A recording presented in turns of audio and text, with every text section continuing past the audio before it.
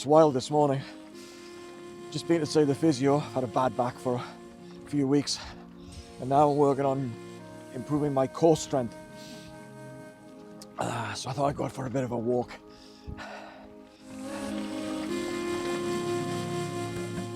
I had a bit of a surprise yesterday because on my on YouTube, where I've got a channel, this channel, I produce videos for music appreciation, and one of my online friends, Mike in Boston, he name-checked my channel as one of the things that he's thankful for Thanksgiving. But what was particularly interesting, well, that was interesting in itself, of course. Thanks, Mike.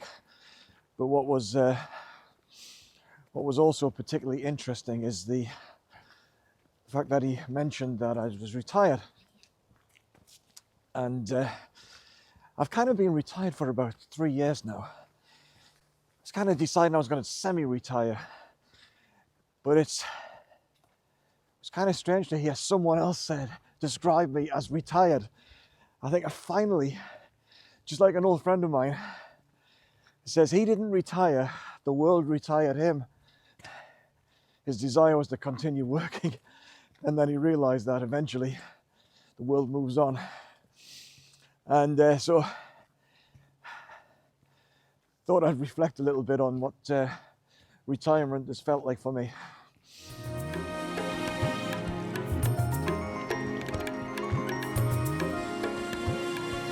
So my career was about 40 years long, really.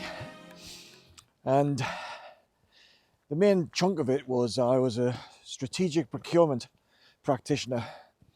And then I got into education and training, where I became a consultant and started teaching others how to do strategic procurement and indeed sales. And when you kind of effectively work for yourself, you can make choices about how much you want to work, at least up to a point. And I was kind of thinking that I would have a slow glide into retirement and gradually disengage from business. And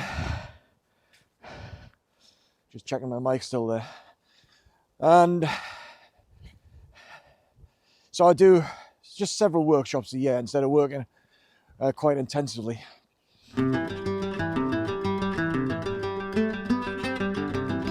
So I saw myself as in the knowledge transfer business, where I was teaching others how to do their work better and getting paid for it, of course.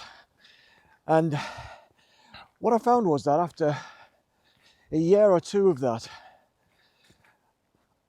I neither felt that I had both feet in business or both feet in retirement. So I was enjoying the idea of having a lot more free time, but having one foot in each camp was proving to be quite tricky because I didn't commit to being retired, and neither did I commit to the work.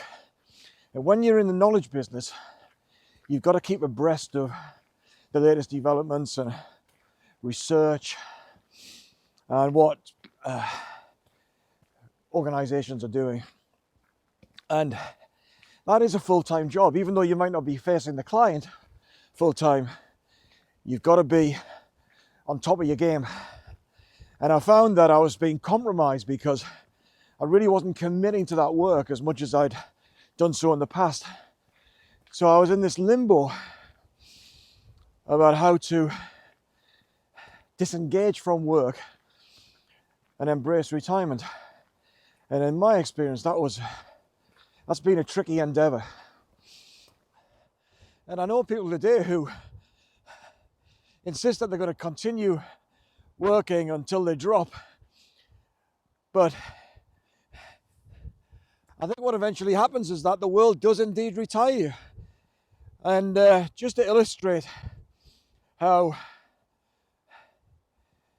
your career changes really, is that, I had a pretty successful career and I traveled the world and I was speaking at conferences and running training programs and all that sort of stuff. But a friend of mine who'd emigrated to New Zealand after about 12 years or so, him and his wife decided to return back to the UK, and he wanted to kind of rebuild his network. And I found, well, he asked me, or I offered. I said, look, why don't I put you in touch with the people who I think are the movers and shakers in your professional field, which is procurement as well. I'll help you get some introductions, maybe some meetings, and maybe some business opportunities, some job opportunities. And I trawled through over 2,000 connections on LinkedIn, and I found really there's barely more than a dozen people who I could connect them with, who were still really active and kind of our generation. They're all retiring or doing something else these days. So I think that's like an illustration to me anyway, how the world retires you. Is that you're just not, it's now, the baton is now being handed to the next generation. And that's fine, that's really cool. But yeah, I wasn't able to help him too much. So I wanted to retire. I thought it'd be time to kind of roll back how much work I was going to do. And I spent 3 years now managing that transition. And it was possibly only when Mike, MJK Boston in the United States, who called me or declared me as retired, that I think, oh, maybe I have finally retired. I've given up. And that's where I am today. So let's talk about what it's felt like, what it feels like to be retired. Bloody hell, my knees. So what's it felt like being retired? Well, life's a lot simpler. Things have really stripped back. I'm becoming less and less concerned with keeping up to date with what's going on in my professional field. Having to negotiate some mud here. Oh, yeah. So I have friends still in the business, and we still chat about all things business once in a while. But I find that really I'm not so interested anymore. So that's almost completely stripped from my life now. This desire, this personal desire to stay in touch and stay informed in that domain. I'm not commuting anymore. I'm not traveling with business. So, having done work just about everywhere other than the Middle East and South America, now I'm only thinking about holidays, breaks away with friends.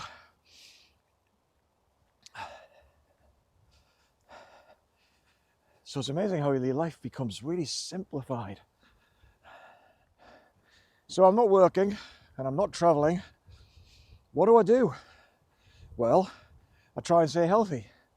Cycle 2,000 to 3,000 miles every year, notwithstanding the occasional injury that keeps me off the bike for a month or so. But I was out riding again yesterday, so I'm back on it.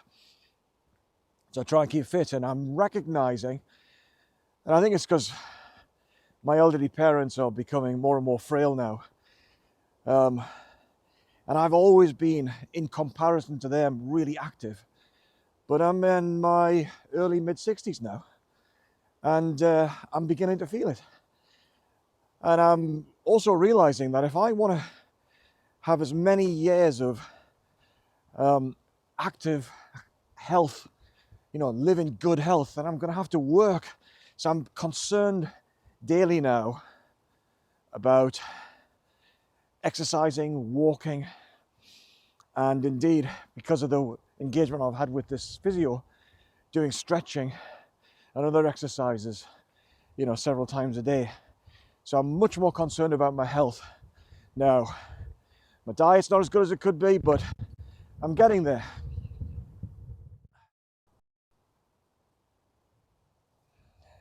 So in effect, I'm learning to slow down and embrace a more controlled, healthier, less stressful way of living. So what do I do to kind of keep myself energized? Well, more and more I'm making videos. It's kind of interesting to get your thinking together on a particular subject, and then commit that to video as a kind of a personal record, or a record that might be interesting to other people. But also I'm doing the music stuff and cycling stuff, and I think the idea is to try and use those things as my creative output. So whilst I'm sitting around watching YouTube videos, just like you are right now, reading books, catching up with a lot of the long list of books I've wanted to read or reread. It's I've kind of realized that I have to look after my health. I have to look after my mental health, and I have to have a creative outlet.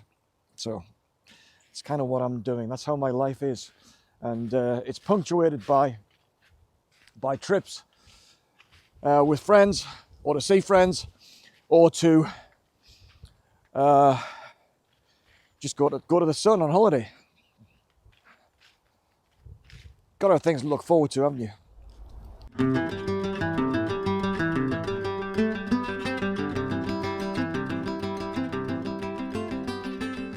So those have been some of the practicalities. So what is my routine like, and keeping healthy and all that sort of business. But how does it feel kind of retiring? Well, you do realize that you're not a player anymore. And for some people that's really difficult to deal with. And I found it interesting. Not that I hanker back for the attention and the business opportunities. All that's, I'm happy to leave that behind, as I've indicated. But just recognizing that really, you just got to get on with your life and leave it to the others. So there's been a bit of challenge to the ego, but that's fine. But what about overall psychological well-being? Well, has been tricky to let go and to tolerate, deal with the amount of time that you've got on your hands. Now, I know that we're all time limited, but just routinely, sometimes the weeks just go by and I've not really achieved anything in particular. And I'm still psychologically locked into this Monday to Friday routine, and it's the weekend. But everything's the weekend now, so try to accept that you've got a 7-day weekend is not been easy, and I'm not there yet. And I think it's because really we still got one of our daughters at school, so there's a bit of family routine that is going to be there for a little while yet. Looking ahead here, it looks like we've got a couple of golfers are out, or maybe that's somebody on a mobility scooter. God, it's beautiful at this time of year. Look at that.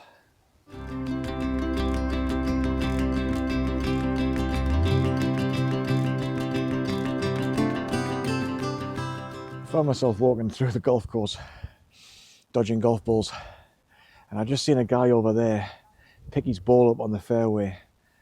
And I'm never quite certain about the rules of golf, whether you're supposed to touch the ball from the moment you get from the tee to the green. The people I play with, I think they bend the rules sometimes. They probably won't be watching this though.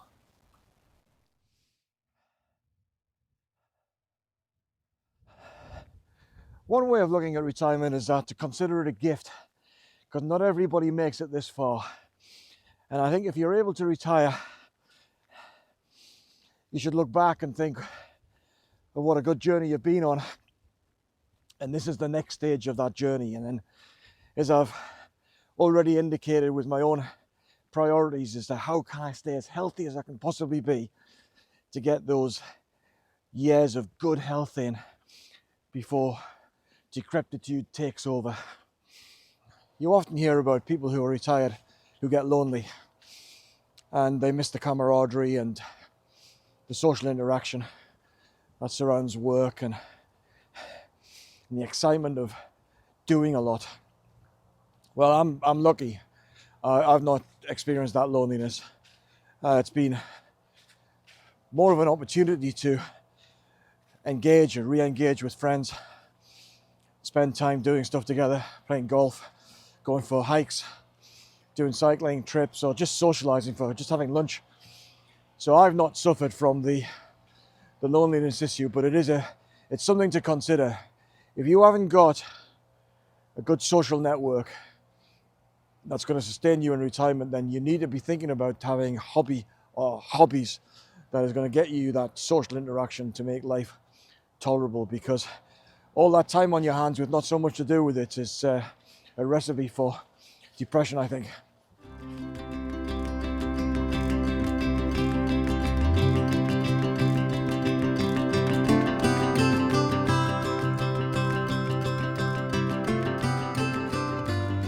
So in summary, my hobbies are making videos, cycling, hiking, literature.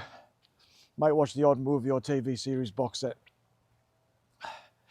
And that's of course, and hanging out with friends.